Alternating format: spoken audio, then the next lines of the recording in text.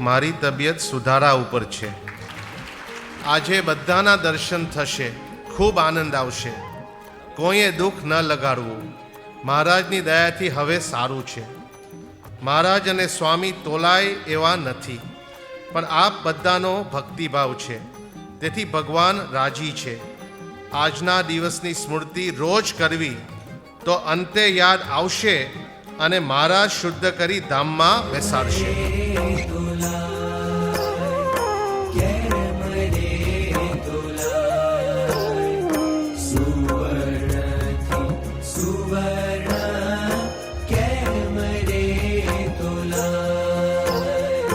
કેમ રે તોલા